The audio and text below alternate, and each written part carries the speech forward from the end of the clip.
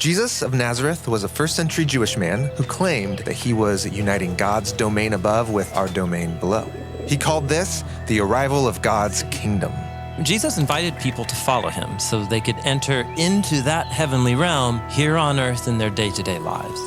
And that's what he's talking about in the collection of teachings called the Sermon on the Mount. Now, if you really believed that God's heavenly life was available here and now, that would change your perspective on just about everything.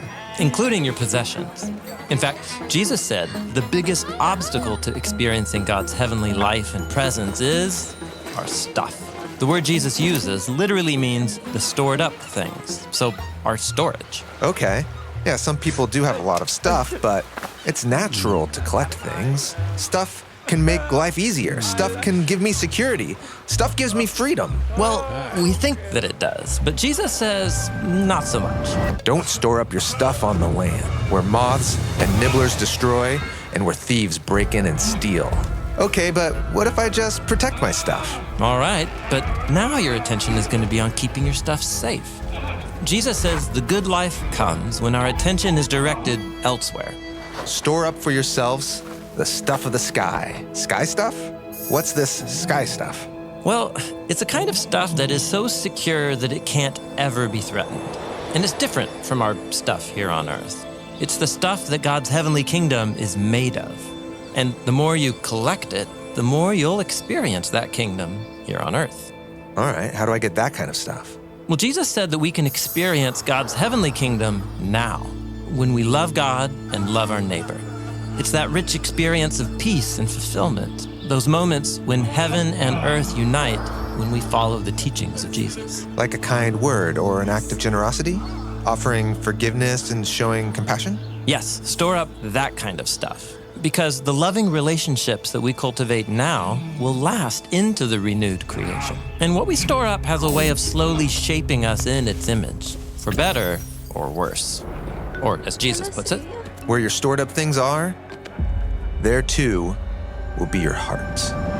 Okay, so I should focus my hopes and desires on what really matters. Right. In fact, next, Jesus uses a vivid image to describe this focus. The lamp of the body is the eye. So then, if your eye is good, your whole body will be radiant. This phrase, good eye, is the figure of speech in the Hebrew Bible for being really generous, while a bad eye is a metaphor for being stingy, hoarding your stuff. Jesus warns that a bad eye is the quickest way to ruin yourself. But if your eye is bad, your whole body will be dark. If the light that is in you is darkness, how great is that darkness? Yikes. So maybe I should give away all my stuff. Maybe. Jesus once told a wealthy man to do just that. Ultimately, it's about our priorities. Here, Jesus tells a parable. No one is able to serve two masters, for either he will hate the one and love the other, or he will be devoted to one and despise the other.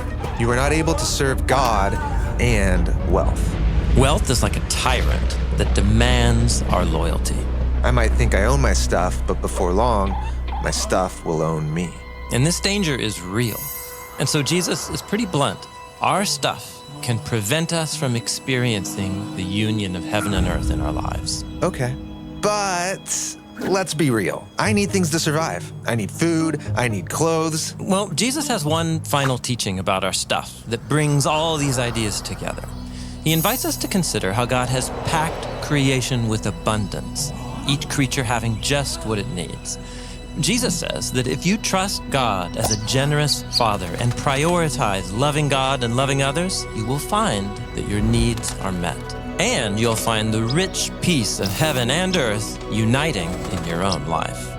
I say to you all, don't worry about your life, what you will eat or what you will drink, not even about your body, what you'll put on.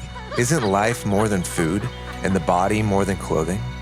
Look at the birds of the air, how they don't sow seed and they don't harvest and they don't gather into barns, and yet your Father in the skies feeds them. Aren't you much more valuable than they are? And who among you is able to add an hour to your life by worrying? And about clothing, why are you all so worried? Pay attention to the lilies of the field, how they grow. They don't labor and they don't weave cloth.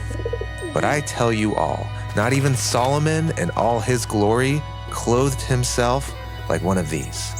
Now, if the grass of the field, which is there today and tomorrow is tossed into the furnace, is clothed this way by God, won't he make sure to clothe you all who have so little trust? So then don't be worried, saying, what will we eat? Or what will we drink? Or what will we wear for clothing? For the nations constantly seek for all this stuff. For your Father in the skies knows that you need all this. Rather, first, seek for the kingdom of God and do right by God, and all these things will be added to you. So then, don't worry about tomorrow.